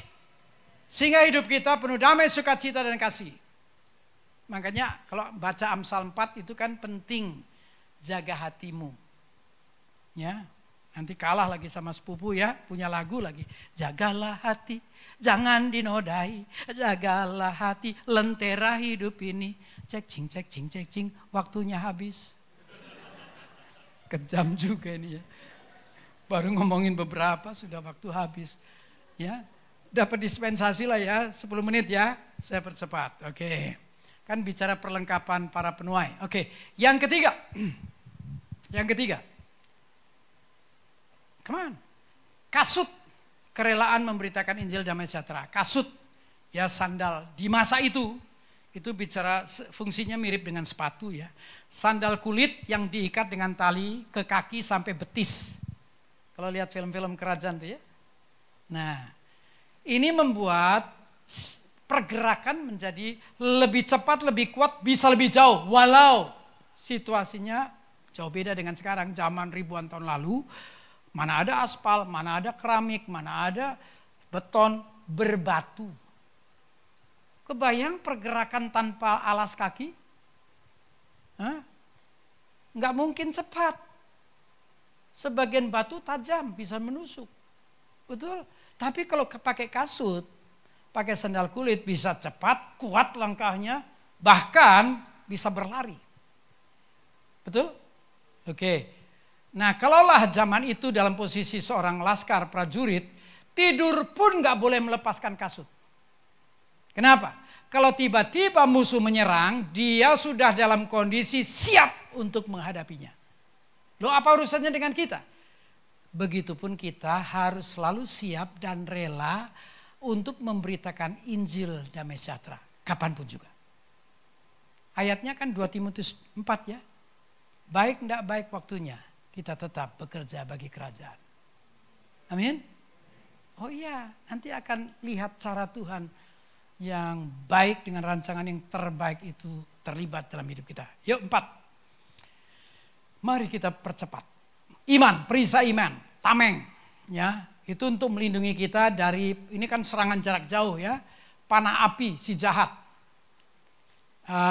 Kalau bicara iman, saya suka memunculkan rumus. Saya anggap ini rumus memang. Kalau kehidupan rohani kita kuat, sehari-hari berkemenangan. Kalau kehidupan iman kita hebat, warna keterlibatan Tuhan, hadirat Tuhan, itu nyata. Amin. Iman menentukan. Harapannya bukan sekedar beriman, tapi mencapai puncak keyakinan iman. Nah, Roma 8 itu kan keyakinan iman. Klimaksnya di mana? Lebih dari pemenang. Bukan winner, but conquerors. Penakluk. Lumayan, amin ya. Dari tadi yang amin cuma 1 ya. Gak apa-apa, Tuhan kasih kekuatan. Kelihatannya saya pulang saraf putus 5 saya. Terlampau mengharapkan amin tapi gak keluar-keluar ya. Oh Tuhan kasih sayang. Oke 5. Ketopong keselamatan. Ketopong seperti topi helm untuk melindungi kepala ya. Dalam rangka melindungi pikiran kita. Karena pikiran adalah medan pertempuran, medan peperangan. Dosa awalnya hanya direnungkan. Tapi lama-lama dia bisa jadi kenyataan. Halo? Kan awalnya terpicu gitu. Tapi karena tetap ada, berkembang dia. Tahu-tahu jadi kenyataan. Pasti yang di sini sih nggak gitu ya. Pikirannya jernih ya. Saya lihat sih jernih ya. Memang ada pikiran yang runyam di wajah ada. Ya, awalnya hanya direnungkan, tapi lama-lama bisa jadi kenyataan. Nah, karenanya kita ingin memastikan kemenangan di pikiran kita. Karena kemenangan di pikiran menentukan kemenangan pada hal-hal lainnya. Halo? Loh iya, transformasi pikiran akan membawa kita pada transformasi kehidupan. Makanya Filipi 2 ayat 5, hendaklah kamu dalam hidupmu bersama menaruh pikiran dan perasaan. Taruh. Ya, harapannya sih sebagai penuai, kita mengalami perubahan cara berpikir, paradigma. Kalau cara berpikir statis, hidup statis. Kalau cara berpikir najis, hidup najis. Tapi kalau cara berpikirnya berubah, gaya hidupnya pun ikut berubah.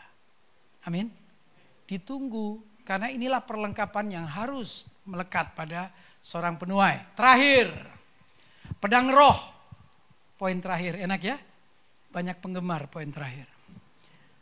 Oke, 1-5 sifatnya bertahan, tapi yang ke-6, pedang roh ternyata untuk menyerang.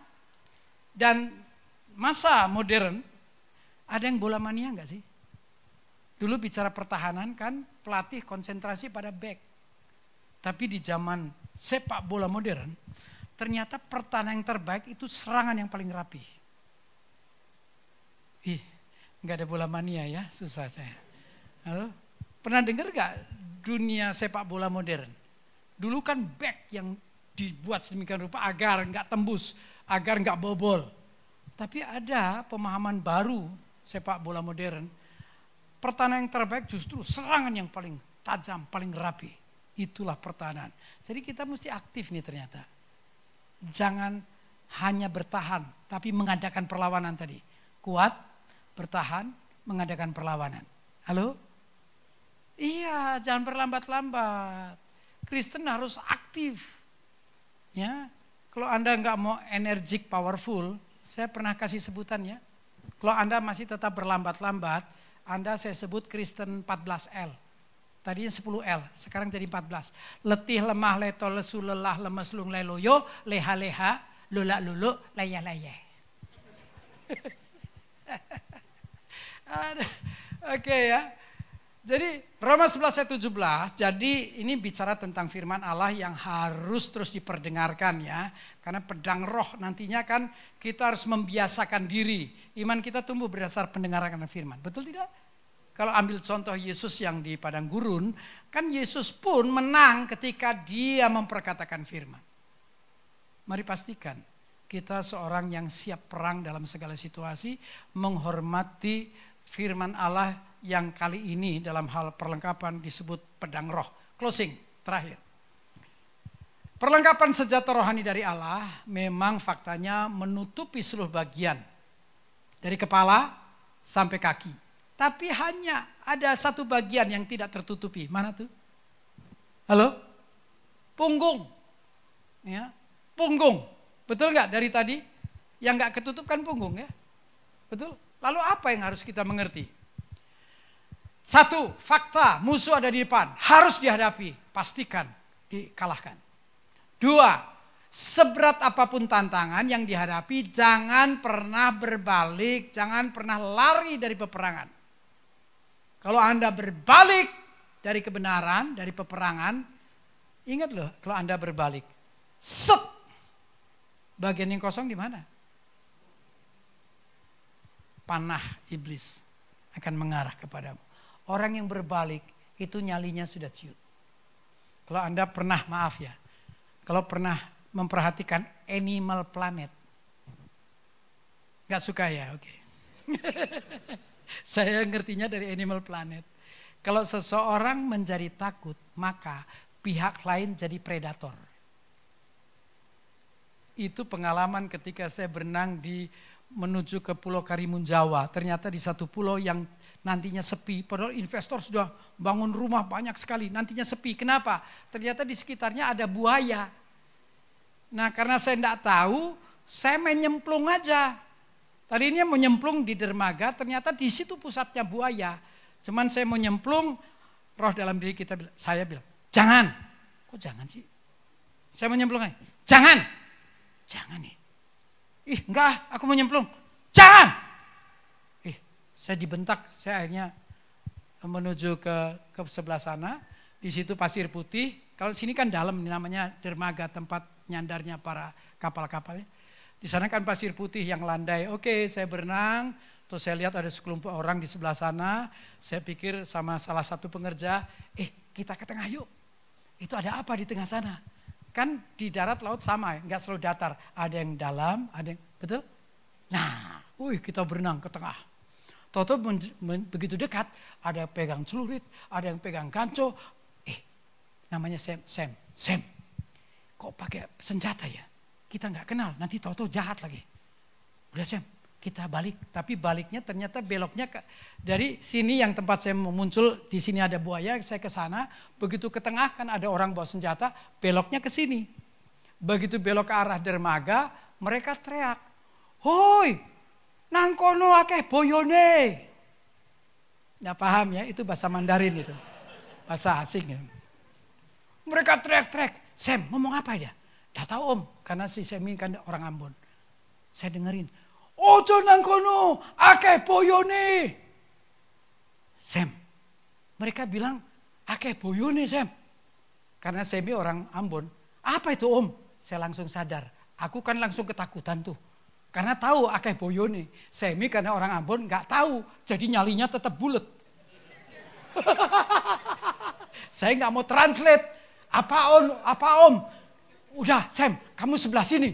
Artinya sini dermaga, dia tak taruh sebelah sini. Kan getaran keberanian dia ada di situ kan. Tapi dia karena tidak takut. Kalau saya takut, walaupun berenang, ngempos. Nggak maju-maju, malah kakiku turun, terus ada kayak rumput-rumput. Iya, saya lari. Jadi tiap kali dia lebih cepat, Semi, sini kamu. Ada apa Om? Sini kamu, di samping sini. Tapi kalau nanti dia lebih cepat lagi, Semi, sini kami. Kok marah-marah? Enggak, kamu sini saja.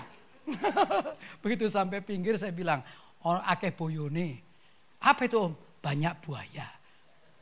Kenapa Om gak kasih tahu? Kalau kamu takut, aku takut, habis kita. Loh, kalau Anda jadi penakut, selesai. Mari pastikan kita laskar Kristus yang sudah bersepakat untuk menang atas iblis. Sehingga hidup kita berkenan, bahkan menyenangkan hati Tuhan. Amin. Sebagai saudara iman, jangan pernah kita harus saling mengcover, jangan coba saling menikam. Karena seringkali dalam pelayanan, rusaknya pelayanan karena saling berkhianat. Saya percaya karena sebutannya aja sahabat Allah. Pasti Anda saling bersahabat. Kalau enggak bilang amin, diam-diam Anda punya rancangan. Mari kita tundukkan kepala. Tutup mata. Kalau Anda benar tertarik untuk menjadi para penuai yang memenuhi harapan, kriteria. 1, Anda kuat dalam Tuhan. Sehingga Anda mencapai puncak kejayaan, tak tersentuh, tak terhenti. 2, Anda mampu bertahan terhadap tipu muslihat iblis. 3, Anda bahkan mampu mengadakan peperangan. Ada 6 yang diharapkan melekat pada kita. Anda baca dalam Efesus 6. Ketika itu melekat, maka Andalah penuai yang dimaksudkan. Jangan sampai kita membahas tema, tapi tidak pernah menjadi kenyataan. Izinkan semua tema membuat kita seperti yang dikatakan oleh firman. Hari ini, firman mengatakan bahwa kita ini penuai. Para penuai, Anda diperlengkapi dengan persenjataan rohani. Ayo pakai seluruh perlengkapan senjata. Bukan karena kuat gagah manusia, tapi karena kuat gagah yang datang dari Tuhan. Perlengkapan yang datang dari Tuhan. Tetap dalam sikap doa dan menyembah. Para pemimpin pujian akan mengajak kita memasuki saat-saat sela. Coba Anda menjawab firman hari ini. Benarkah Anda seorang penuai? Kalau benar, maka firman yang diperdengarkan kau katakan amin. Tuhan Yesus, terima kasih. Aku rindu menjadi penuai-penuai-Mu. Aku rindu berkenan menyenangkan-Mu. Haleluya. Hena makuasi. Hena yang nama Kristus. Menyenangkanmu selangkahku. Hanya itu kerinduanku.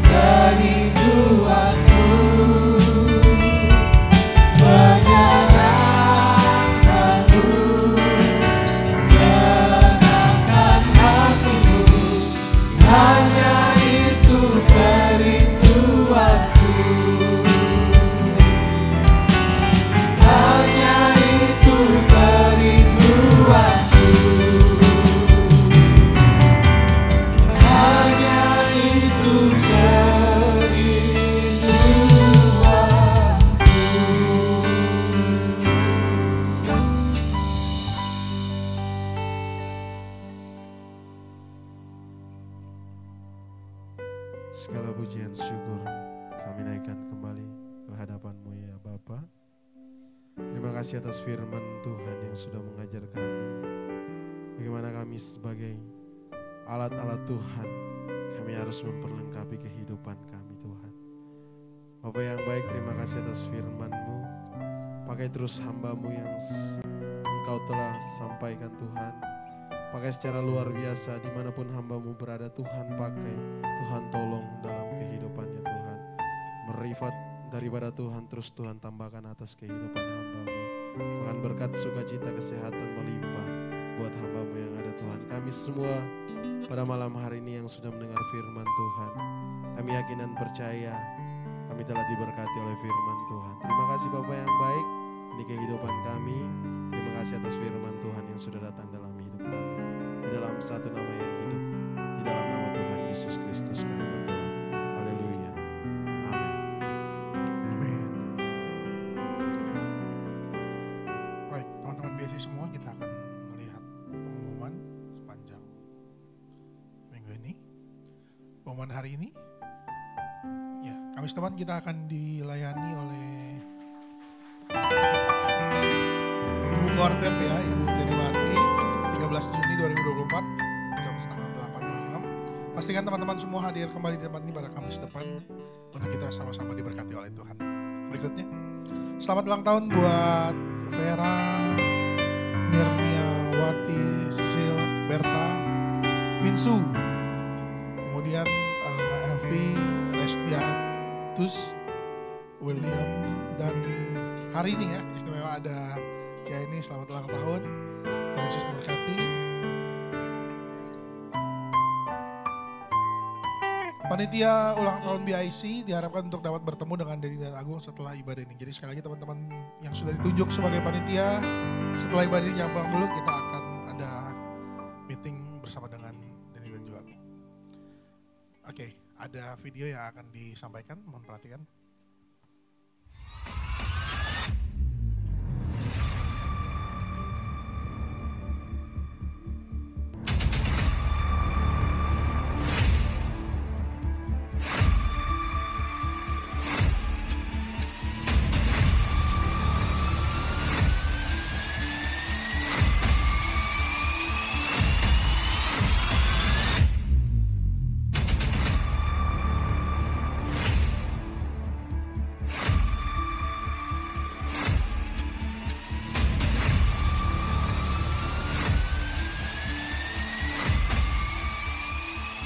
Belajar lagi untuk menahan diri, belajar untuk memeluk, yaitu ketika anak-anak Anda terpuruk.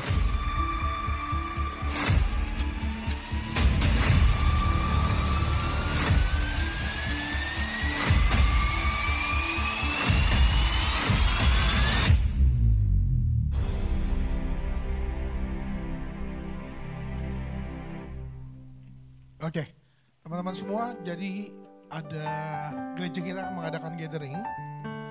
Mungkin yang sudah ikut ibadah raya udah pada tahu ya, tapi yang belum ikut ibadah raya, kembali saya ingatkan kembali bahwa gereja kita, GPDI Sahabat Allah akan mengadakan gathering. Terakhir kali kita mengadakan gathering pada tahun 2016. Ya, tahun 2016 itu seluruh, jadi jemaat GPDI Sahabat Allah termasuk dari wadah-wadah mengikuti. Dan kali ini kita juga akan bikin sama. Jadi seluruh jemaat GPDI Sahabat Allah termasuk kita, Blessing Impact Community, diundang atau diajak untuk ikut di gathering ini. Biayanya sangat murah sekali. Untuk 2 hari yang sudah dewasa bekerja Rp300.000 saja ya. Silakan boleh daftar di nomor yang sudah disediakan ataupun dapat mendaftar di Komsel masing-masing ya. Dapat mendaftar di Komsel masing-masing, juga bisa mendaftar nanti dibantu juga kalau dari kita ada sekretaris, nanti ada Mercy juga bisa bantu, ataupun ke saya juga boleh ya, ke saya juga boleh. Teman-teman silakan boleh bisa cari saya, bisa hubungin saya akan bantu teman-teman untuk fasilitasi untuk kita bisa ikut gathering ini sama-sama. Sekali lagi biayanya hanya Rp300.000 saja, murah meriah, mantap ya. Dan kita teristimewa, kita akan merayakan ulang tahun gereja kita juga ya. Gereja kita ulang tahun gereja GPDI Sahabat Allah juga nanti di sana Ya, sekali lagi 17 dan 18 Agustus 2024 di Taman Bukit Palem Resort Bogor. Ya, sudah termasuk semuanya, transportasi, akomodasi, kamar, makan enak, dapat main, hadiah. Pokoknya gathering kita akan sama-sama bersyukur. Saya rasa itu aja pengumuman, saya berikan kepada Bapak Kadep.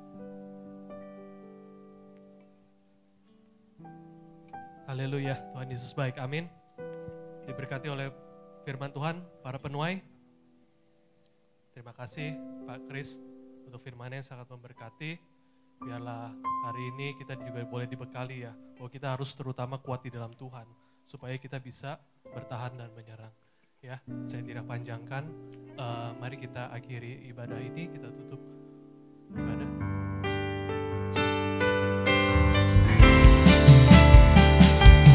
Menyenangkanmu, Senangkanmu, hanya itu kerinduanku. Menyenangkanmu, senangkan hatiku, hanya itu kerinduanku.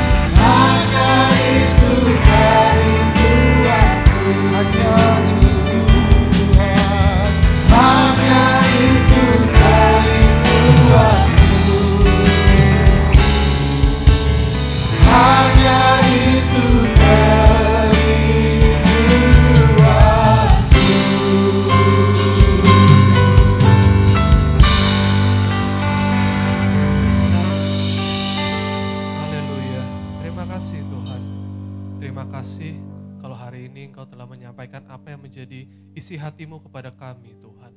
Biarlah kami senantiasa boleh terus kuat di dalam-Mu Tuhan. Kami tahu Tuhan, kami tidak bisa berbuat apa-apa di luar Engkau Tuhan. Biarlah Engkau terus memberikan kami kekuatan, kami hidup di dalam-Mu, sehingga kami boleh terus bertumbuh Tuhan. Ketika mendapati serangan kami boleh bertahan, kami kuat. Dan tiba saatnya ada yang kami boleh bergerak maju Tuhan, menyerang Tuhan. Semua apapun yang kami lakukan, biarlah itu hanya untuk kemuliaan nama-Mu saja Tuhan. Terlebih Tuhan, biarlah kami boleh mengecek kembali Tuhan, persenjataan kami, atribut kami Tuhan, untuk boleh terus bertumbuh Tuhan. Terima kasih Tuhan, jangan sampai kami turun di dalam medan peperangan tanpa persenjataan kami Tuhan. Terima kasih Tuhan untuk firman-Mu yang begitu indah. Biarlah Engkau berkati Bapak Kris Muntu lebih dan lebih lagi di dalam pelayanannya, sehingga menjadi alat Tuhan yang tangguh dan memenangkan banyak jiwa untuk kemuliaan nama-Mu saja Tuhan. Terima kasih Tuhan, Engkau begitu baik di dalam ibadah ini. Kami juga mau berdoa untuk pemimpin kami, untuk gembala kami Tuhan, Opa dan juga Ibu Gembala Oma Tuhan, biarlah senantiasa kesehatan, sukacita, damai sejahtera selalu melingkupi kehidupan mereka Tuhan. Dan biarlah ketekunan mereka, kesetiaan mereka boleh terimpartasi kepada kami semua dalam mengiring Engkau Tuhan. Terima kasih Tuhan. Kami berdoa juga untuk wagem kami Tuhan, Kosemi Tuhan. Kami percaya Engkau memelihara hidupnya begitu sempurna Tuhan. Dan kami percaya Tuhan akan limpahkan hikmat dan bijaksana untuk boleh terus mengerti apa yang menjadi kesenangan-Mu Tuhan, sehingga itu boleh terrealisasikan di dalam gereja ini Tuhan, sehingga lebih banyak lagi jiwa yang datang kepadamu Tuhan.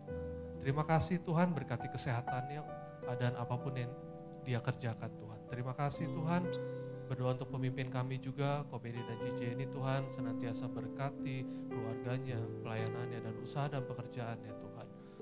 Biarlah apa yang mereka persembahkan kembali kepadamu itu senantiasa untuk memuliakan nama-Mu saja Tuhan. Terima kasih Tuhan, kami juga mau berdoa untuk persembahan yang jemaat-Mu bawa Tuhan. Biarlah ini menjadi rasa syukur mereka, terima kasih mereka kepada Engkau Tuhan. Dan biarlah hari ini kami belajar daripada firman-Mu. Kami mau belajar untuk menabur, karena kami percaya janji Tuhan akan digenapi, kami pun juga akan menuai.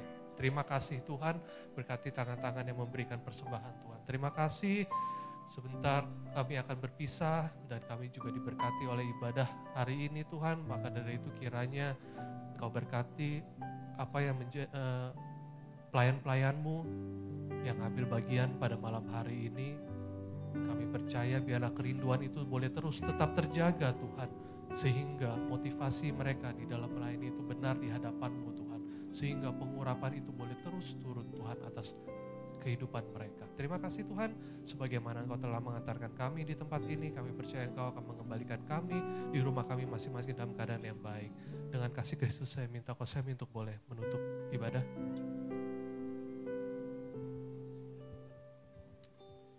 Haleluya, haleluya.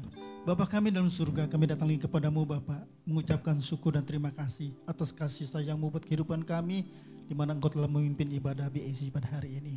Bapa, kami mengucapkan syukur dan terima kasih atas kebaikan-Mu, Engkau yang memberkati rekan-rekan kami yang berulang tahun Bapa. Bapa, kiranya Engkau saja yang memimpin dan melindungi kami. Setiap langkah kehidupan kami, Engkau yang memimpin. Tuntun kami Bapa ke jalan-Mu, biar kami tidak tersesat. Terpujilah nama-Mu Bapa. Bapa, tiba saatnya kami akan berpisah satu dengan yang lain. Rekan-rekan BSC, terimalah berkat dari Allah Bapa, Allah Anak, Allah Roh Kudus, yaitu Tuhan Yesus Kristus, mulai hari ini sampai selama-lamanya. Terpuji nama-Mu Bapa, terpuji nama-Mu Yesus, Kau Juru Selamat kami yang hidup. Haleluya, amin. Tuhan Yesus memberkati, selamat malam.